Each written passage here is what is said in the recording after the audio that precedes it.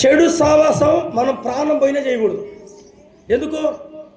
నువ్వు పరిశుద్ధులగినట్టు నేను పరిశుద్ధులగినట్టు మీరును పరిశుద్ధులగుట మేలు. దేవుడు పరిశుద్ధులు, మనము పరిశుద్ధులుగా ఉండాలని కోరుకున్నాడు. మరి చెడు నడతలు, చెడు ఆలోచనలు, చెడు సావాసాలు మనకు అవసరమా? అవసరమా? కళ్ళు తాగాడిపై కూర్చుంటే అది కరెక్టేనా? బీరు తాగేవాడిపై కూర్చుంటే కరెక్టేనా? వ్యభిచారం మాట్లాడుకునే కాడికి కూర్చోపోవడం కరెక్టేనా? చెప్పండి అమ్మా. మనం ఎక్కడ కూర్చోవాలా? పరిశుద్ధుల సావాసం. హల్లెలూయా. అర్థమవుతుందని చెప్పింది. పరిశుద్ధుల సావాసంలో నేను కూర్చోగలిగి వినగలిగి వాళ్ళతో సావాసం చేయగలిగితే దేవుడు ఉన్నత స్థితిలో మనం నడిపిస్తాడన్నాడు. హల్లెలూయా. రైట్, ఒకసారి తీయండి అయ్యా. కొరింథీయులకు రాసిన పత్రిక 15:33 చదువునా.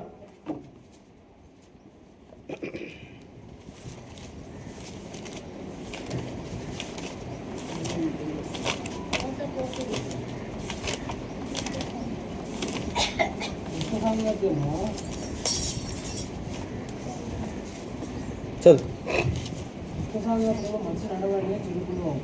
దుష్ట సాంగత్యం మంచి నడవడి చెడుపును. దేవుడికి మహిమ కలుగును గాక. మోసకరమైన బ్రతుకులు నేనున్నప్పుడు పరిశుద్ధులలో నన్ను చేర్చావు.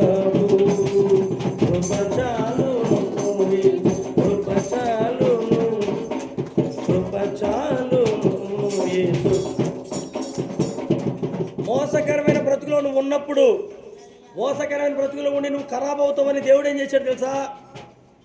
ఉన్నత శిఖరంలో పరిశుద్ధుల సావాసంలో చేర్చాడు, పరిశుద్ధులు కలిపాడు.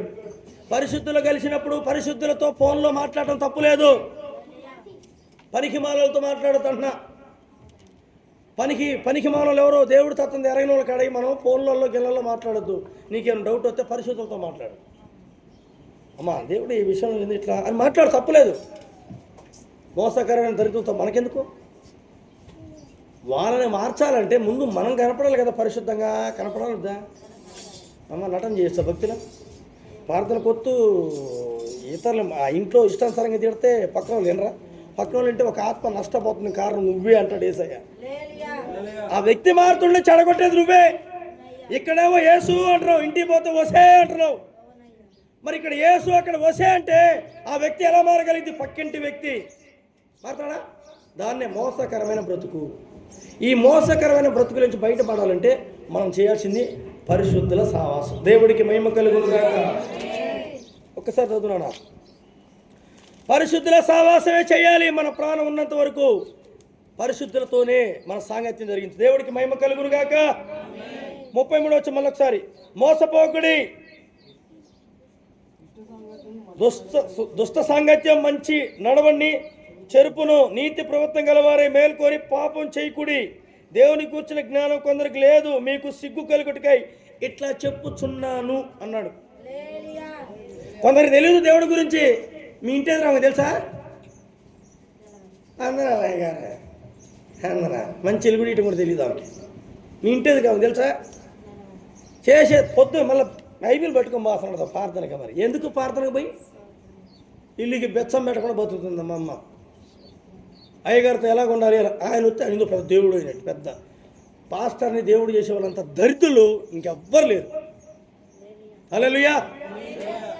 పాస్టర్ గారు దేవుడు ఎట్ట అవుతాడండి? నాకు అర్థం కాదు. ఒక ప్రవక్త తను చెప్పే మాటలు బైబిల్లో ఉండగలేవని గ్యాదర్ చేసుకోమన్నాడు యేసయ్య. ఉండగలిగితే ఆయన ఫాలో అవ్వమన్నాడు, లేని చెప్తే వాడిని వదిలేయమన్నాడు. చెప్పి ఇవేనా చెడితనంలో బతుకుతుంటే వదిలేయమన్నాడు. ఈ చెప్పే ఈ మాటలు అమ్మో అయ్యగారు చెప్పే కరెక్ట్గా ఉండయి, ఆ మాటలు అమ్మో నిజం అని భయం పుట్టి నీకు అయ్యగారు చెడి పనులు కనపడ్డాడు అనుకో, వదిలేయి. చెప్పినట్టు నువ్వు బతకకుండా నువ్వే చెడి బతుకు పోతుంటే మేము నీకాడికి ఎట్టొస్తావరా అని కలిగే మనసు ఎవరికి ఉండాలి? మీకు ఉండాలి. అందుకనే అయ్యగారు తప్పు చేస్తే గల్లా కూడా పట్టుకునేంత దమ్ము ఎవరికి ఉంది? మీకుంది. తండ్రిపై ఉండి మంచి మాటలు చెప్పుకుంటూ నువ్వు దుర్మార్గ పనులు చేస్తే నువ్వు ఎలా వస్తావు? నీ కాడికి నీ ద్వారా దేవుడు దూషణ పాలవట్లేదని పట్టుకోవచ్చు, తప్పులేదు. అది దేవుడు కోరుకునేది కూడా. ఇక్కడ దేవుడు అన్నాడు, మోసపోకుడి ఎక్కిరించబడదు. ఎవరు ఎక్కిరించబడతారో ఎవరే పిచ్చిన వెళ్ళారా. ఒకవేళ దేవుడి నమ్మకం లోకల్ పడి మీరు ఒకవేళ ఎగస్ట్రా కొంతమంది చేసేవాళ్ళు ఉన్నారు. ఒకవేళ చేసిన మోసపోయేది మీరే రా అంటండి యేసయ్య. ఎవరు మోసపోయేది? దేవుడు నిజ దేవుడు యేసుప్రభుని తెలుసుకొని రక్తంలో కడిగి మళ్ళీ లోకంలో పడి మా ఇంటి కలిసి నవ్వుతుంటారు చూడు, వాళ్ళు మోసపోయిన మూర్ఖులంట. హల్లెలూయా. ఆయన ఎంత నమ్మదగినాడు తెలుసా? రేపు చనిపోదుము గనుక తిందాము త్రాగుదాము. రేపు చనిపోయే బతుకులరా, ఎంజాయ్ కొందాం, 4 రోజులు బతిని ఎంజాయ్, తాగుదాం, తిరుగుదాం, ఊరేగుదాం, ఇష్టానుసారంగా బతుకుదాం, కోరికలు మొత్తం తీర్చుకుందాం అనుకునేవారులారా, సస్తే ఒకటి ఉందిరా, నీ కోసం సిద్ధపడిన నరకం ఉందన్నాడు. నువ్వు అనవసరంగా ఆలోచనలో పోయి నరకంలో పడే కన్నా బుద్ధి తెచ్చుకొని దైవికమైన దేవుని తట్టు తిరుగురా అంటుండవు. హల్లెలూయా. అంటే నిజం ఈ మాటలో ఊర చెబుతాం అనుకుంటుంది నీకు. దేవుని నమ్ముకున్న వ్యక్తి ఏ పని చేయాలో దేవుని దగ్గరికి పోతే చెబుతాడు. దేవుని ఇప్పుడు ఉన్నాడు పాపం, ఎవరు? మా అన్నయ్య, మా పెద్ద అన్నయ్య, ఇప్పుడు మా బాబు అంటే అంతే, మా పెదనాన్న కొడుకు అనమాట. హల్లెలూయా.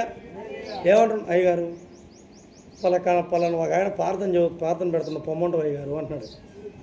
ఎందుకు ఆ మాట్లాడుతున్నాడు తెలుసు? ఆయన పోతే ఏమైందో, నేను ఎప్పుడన్నా పోవద్దాను అన్నయ్య, పో అంట. ఎందుకు? వినుట వలన విశ్వాసం పెరిగిద్ది నా పోయప్పు అంట. కానీ కొంతమంది పాస్టర్లు ఏమన్నా మా కాడికే పోవాలి, ఎవరికాడికి పోకూడదు మీరు అంటారు దరిద్రులు. నేను అనుకుంటా, నేను వేసిన గాలం ఇంకా ఏరే కాడికి పోవడానికి ఉండదురా యదవా అంట నేను. హల్లెలూయా. నేను వేసిన పునాది, ఆ పునాదిని తెంపుకొని ఏరే కాడికి పోవాలంటే పోలేరు. లేదు తండ్రి సన్నిధే నాకు కావాలని తిరుగుతారు. దేవుడికి మహిమ కలుగుగాక. అలా నేర్పించాడు నాయకుడు, అలాంటి పునాది వేశాడు. ఆ పునాదిని బట్టి మనం బతకాలి. ఆ పునాదినికి కాపురలుగా మనం ఉండాలి, కాపాడుకొని బ్రతకాలి సాక్ష్యాన్ని, జీవితాన్ని. దేవుడికి మహిమ కలుగుగాక. హల్లెలూయా. చెడు నడతలు, చెడు సావసాలు మనం పట్టకూడదు. కలుదాకాడి కూర్చోకూడదాక. యేసుప్రభు కనపడ్డు, ఎక్కడ కనపడతాడు? ఆడ దెయ్యం కనపడింది. మరి ఎక్కడ కనపడుతుంది? యేసు అంటే పరిశుద్ధుల సావాసం. అగో పలానా అడవిలో ప్రార్థన ఉంది, వద్దవా అన్నాడు. పండయ్య గారు మేము కూడా వస్తాం, ప్రార్థన చేస్తాం అనే హుషారు ఎవరికి ఉండాలి? మీకు ఉండాలి. అంటే అయ్యారా రేపు పనికి వెళ్ళాలి అంటారు కొంతమంది. అట్లా అనొద్దు, ఉరకాలి. యేసు అని ఉరకాలి. దేవుడి నామానికి మహిమ కలుగును గాక. హల్లెలూయా.